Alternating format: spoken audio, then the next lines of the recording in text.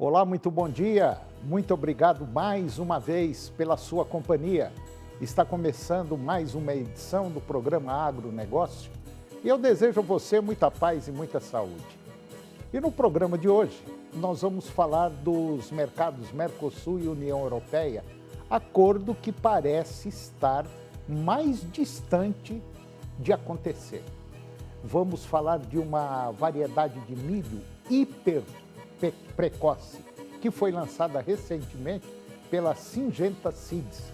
Você vai ver que a ProSoja Mato Grosso, ela quer apurar possíveis práticas abusivas na concessão de crédito rural.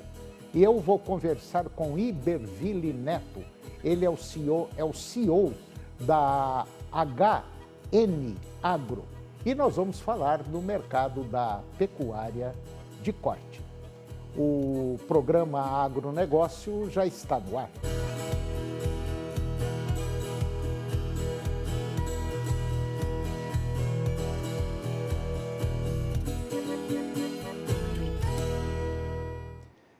Eu começo o programa de hoje falando dos mercados Mercosul e União Europeia, acordo que parece estar mais distante de acontecer.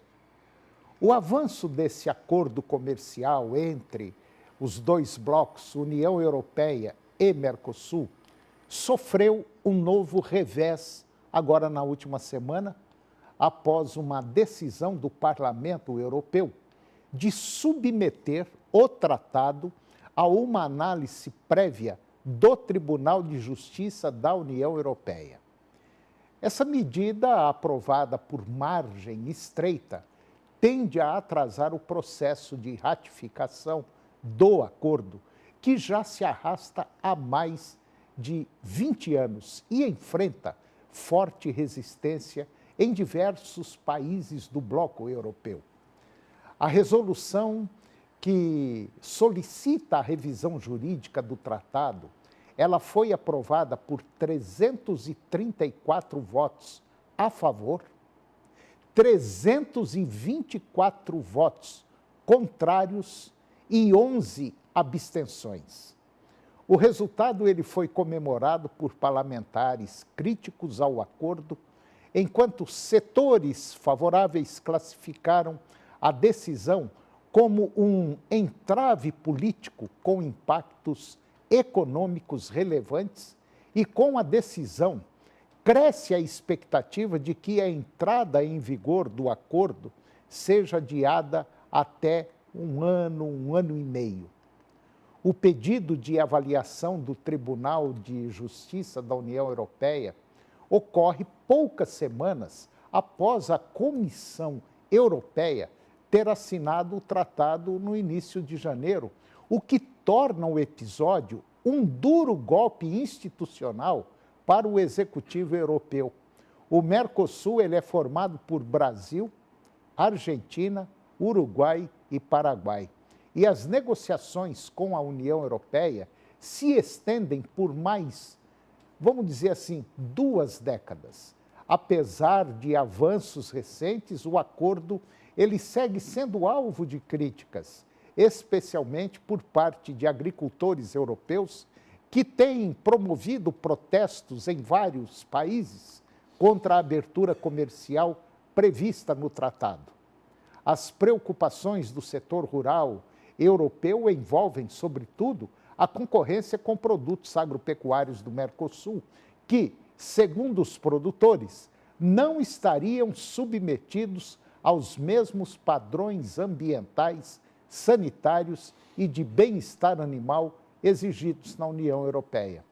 Com a nova etapa de análise jurídica, o futuro do acordo União Europeia-Mercosul permanece incerto, enquanto setores industriais e exportadores defendem a ratificação como estratégica para ampliar mercados e fortalecer cadeias mundiais. A resistência política e agrícola segue forte, indicando que o debate ainda deverá se intensificar nos próximos meses dentro das instituições europeias.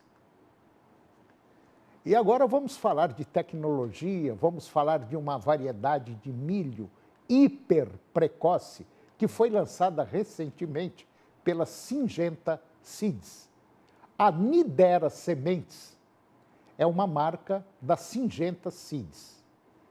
Ela amplia o seu portfólio e anuncia a sua entrada no mercado de milho hiper precoce com o lançamento do híbrido NS22 Pro 4. Essa novidade vai acelerar e antecipar os resultados dos agricultores, principalmente no sul do Brasil, que podem abrir o cultivo e chegar frente em produtividade. Esse novo híbrido, ele combina ciclo rápido com alto potencial produtivo, redefinindo o planejamento agrícola e permitindo aos agricultores acelerarem a rentabilidade da lavoura, mais segurança. Outro benefício é a possibilidade de o produtor realizar uma segunda safra de soja, onde o vazio sanitário permitir. O híbrido hiperprecoce NS22 Pro 4 é uma ferramenta de mitigação de riscos, ao permitir se antecipar a colheita de verão, está se garantindo a janela do plantio ideal para essa segunda safra de soja ou então feijão. Assim, protege o investimento do cliente e estabiliza-se a rentabilidade do ano agrícola. Os diferenciais do NS22 Pro 4, eles são construídos sobre 3 pilares de hiperprecocidade e alto potencial produtivo e também forte arranque inicial. O ciclo acelerado é um grande diferencial, proporcionando segurança na implementação da segunda safra de soja e feijão, e permitindo uma colheita antecipada, o que flexibiliza o planejamento e mitiga riscos climáticos. E agora você vai ver que a AproSoja Mato Grosso, ela quer apurar possíveis práticas abusivas na concessão de crédito rural.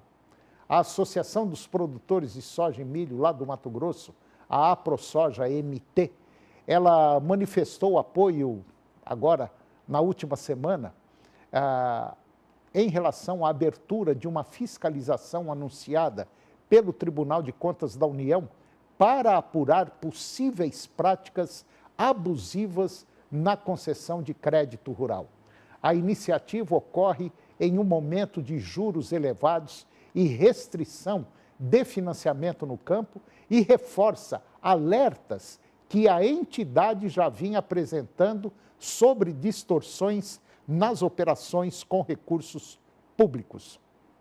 A apuração atende solicitação apresentada pela deputada federal, a Coronel Fernanda, e vai verificar se instituições financeiras estão condicionando o acesso ao crédito rural do Plano Safra à contratação de produtos financeiros adicionais, como seguros, títulos de capitalização, apólices e outros serviços bancários, além de analisar a transparência das taxas, encargos e tarifas cobradas e a compatibilidade dos cronogramas de pagamento com o ciclo produtivo agrícola.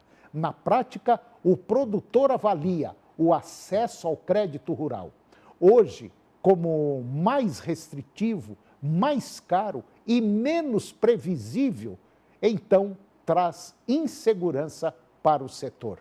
Mesmo em linhas oficialmente enquadradas, como crédito rural, tem sido comum exigências adicionais de garantias, travas operacionais, contratação de produtos acessórios que elevam o custo efetivo total, muito acima das taxas nominais divulgadas.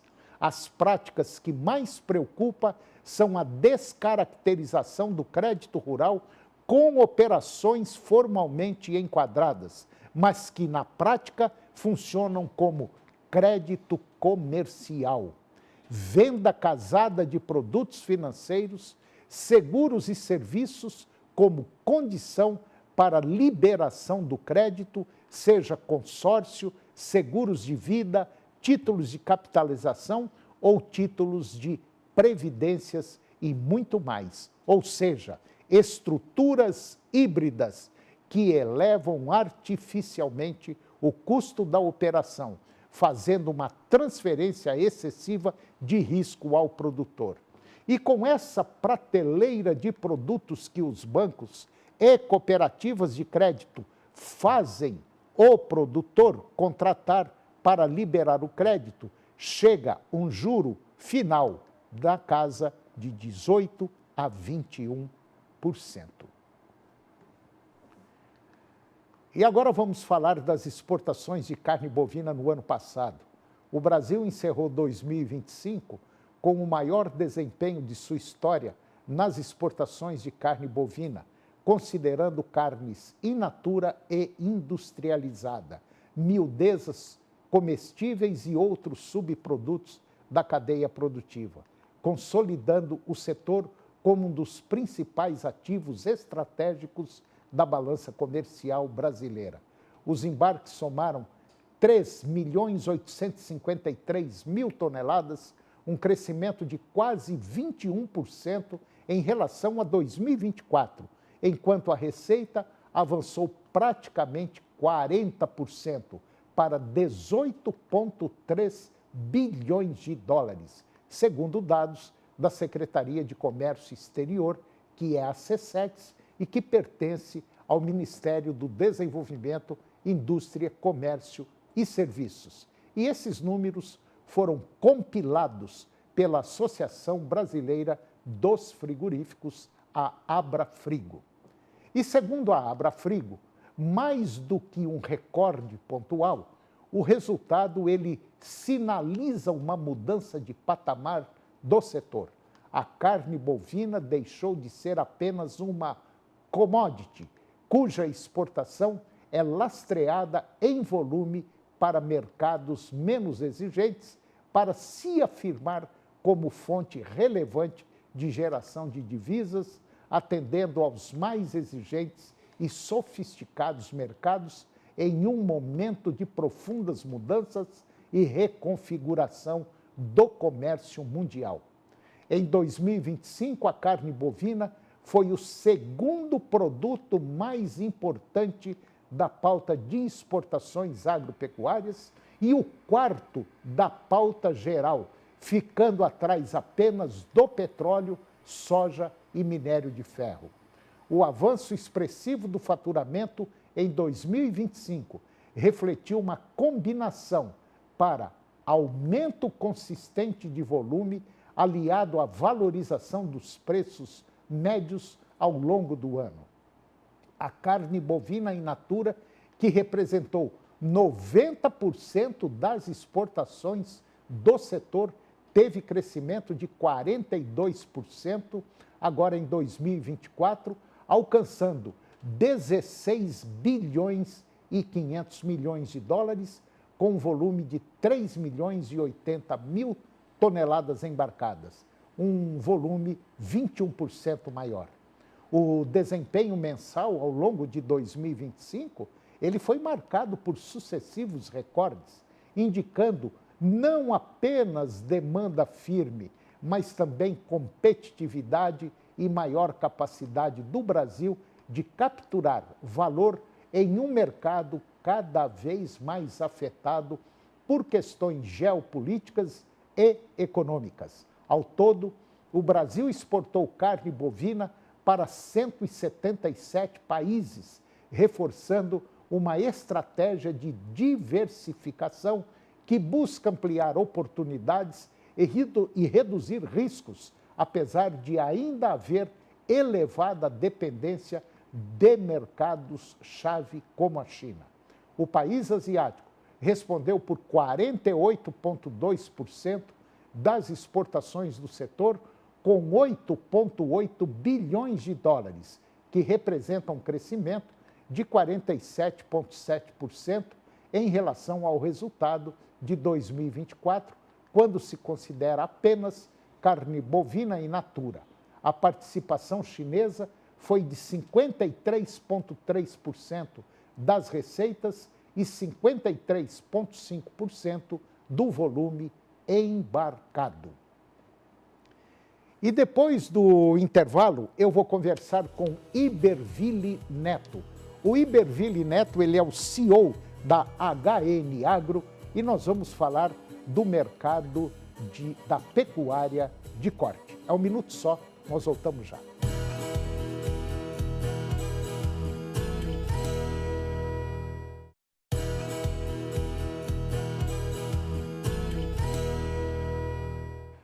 Nós estamos de volta e agora eu vou conversar com Iberville Neto. O Iberville Neto é o CEO da HN Agro, uma empresa conceituada que já está, vamos dizer assim, na estrada há muito tempo, na estrada do agronegócio. E o Iberville Neto, ele tem aí um portfólio extenso dentro dessa área e que pode, inclusive, colaborar muito com o seu desenvolvimento aí na sua propriedade rural, principalmente voltada para a pecuária de corte. Iberville Neto, muito bom dia, muito obrigado pela sua presença, é um prazer tê-lo aqui. Tudo bem, Iberville? Bom dia, Toninho, bom dia a todos, é um prazer. Tá tudo bem, muito obrigado. Iberville, parece que a pecuária de corte, ela teve momentos aí excelentes, há uns 2 anos atrás, depois começou a dar uma balançada, veio balançando, agora está assim, apesar de estar vendendo muito para o exterior, quebrando recordes de exportação, mas a pecuária de corte, na minha visão, parece que está faltando assim, de maneira geral, mais gestão das propriedades rurais, porque a cada ano que passa, a margem, aquilo que sobra para o pecuarista está ficando cada vez menor, né? Isso, nós tivemos um mercado que veio de uma fase muito difícil ali em 2023, o primeiro semestre de 2024 também. Ao longo do segundo semestre, o mercado deu uma esticada e em 25, apesar de o preço médio nós não podemos considerar necessariamente que foi ruim, houve uma certa frustração, porque existia expectativa de o mercado andar mais no segundo semestre. E acho que é justamente esse ponto aí que merece destaque quanto a essa questão da gestão, Toninho, que no ano passado nós tivemos R$350 na Bolsa em diversas ocasiões, e esse valor poderia ter sido travado pelos produtores, e pela expectativa positiva que existia no mercado. A nossa expectativa aqui também era mais positiva do que efetivamente se confirmou, mas por essa expectativa, muitos produtores acabaram não aproveitando essas oportunidades. E isso é um dinheiro que acaba ficando na mesa, né? Esse dinheiro, esses R$350 que estiveram disponíveis e não foram travados, não foram utilizados. Como a gente está num cenário positivo de mercado, que nós acreditamos que 2026 seja de bons preços e de preços em alta, a nossa sugestão para o produtor esse ano é que ele use aquelas ferramentas que permitem que ele aproveite essa valorização, se ela ocorrer, se ela efetivamente continuar. Porque o mercado hoje ele já tem trabalhado mais positivo do que algumas semanas. Então, o uso de uma opção de venda, que ele compra esse seguro de preços, se o mercado cair, ele está protegido, mas se o mercado subir, ele aproveita essa alta. Então, nessa realidade do mercado, seria a nossa sugestão como uma indicação geral. Claro que cada caso é um caso, mas uma indicação geral seria nessa linha. Agora, Iberville, o que eu percebo também é que o pecuarista, assim, de maneira geral, ele parece que ele tem medo dessas ferramentas. Ele fica assim, meio arredio, mesmo sabendo que se o preço cair e ele tiver travado num determinado valor, ele vai receber aquele valor maior do que está no mercado, e mesmo assim ele ainda tem medo. É uma questão cultural esse travamento, o uso dessas ferramentas que o mercado coloca à disposição do produtor?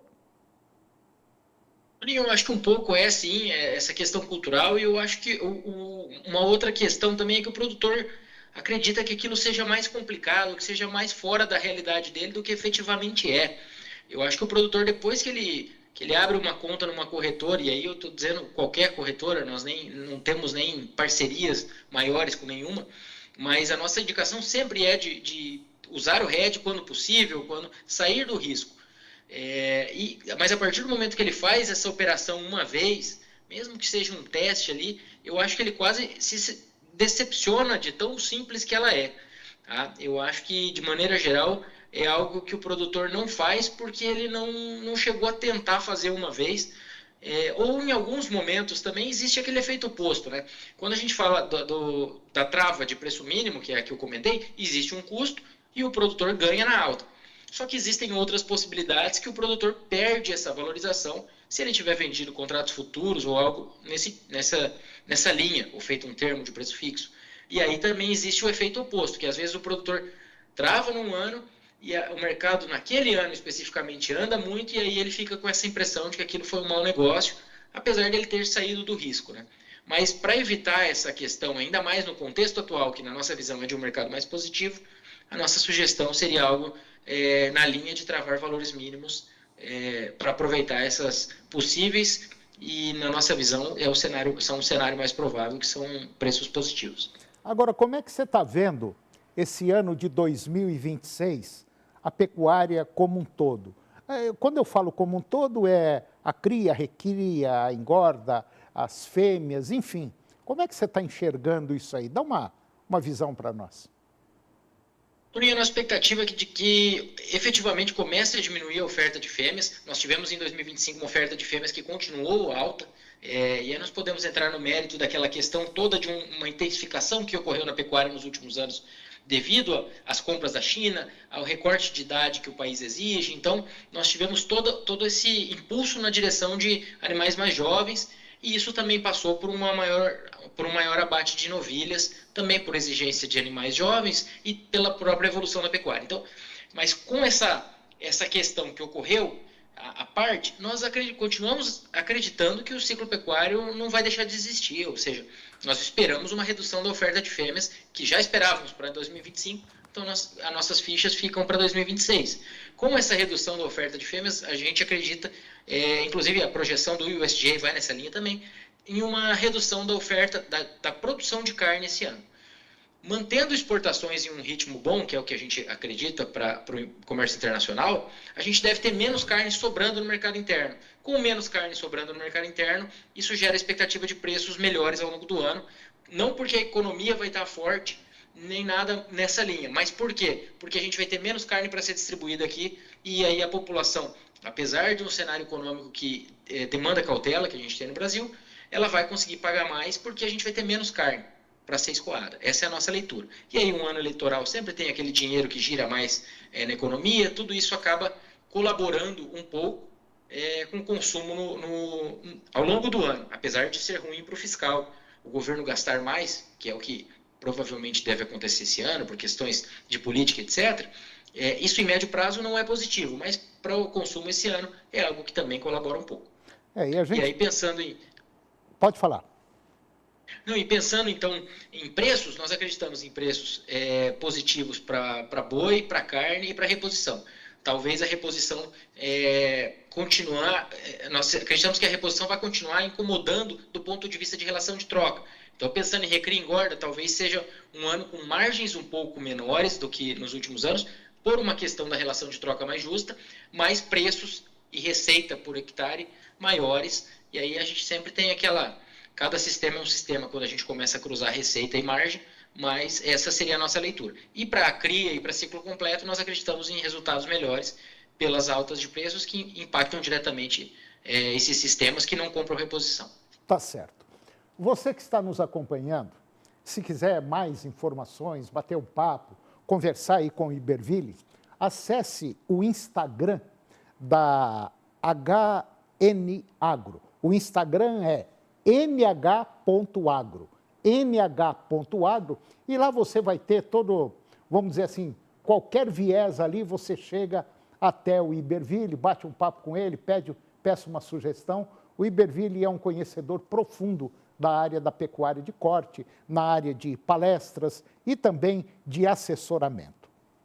Iberville Neto, as portas do nosso programa, elas estarão sempre abertas aí, quando você quiser. Vamos entrar mais em contato para você ter uma maior participação aqui no nosso programa, tá certo? Eu agradeço muito, muito bom dia, muito obrigado e até a próxima. Muito obrigado, um abraço e até a próxima. Falou, obrigado. E o programa de hoje chegou ao fim. E eu termino o nosso programa com a seguinte frase: a chave do sucesso não adianta muito até que se descubra a fechadura certa para inseri-la. Muito obrigado pela sua companhia, que Deus nos abençoe e até o próximo programa.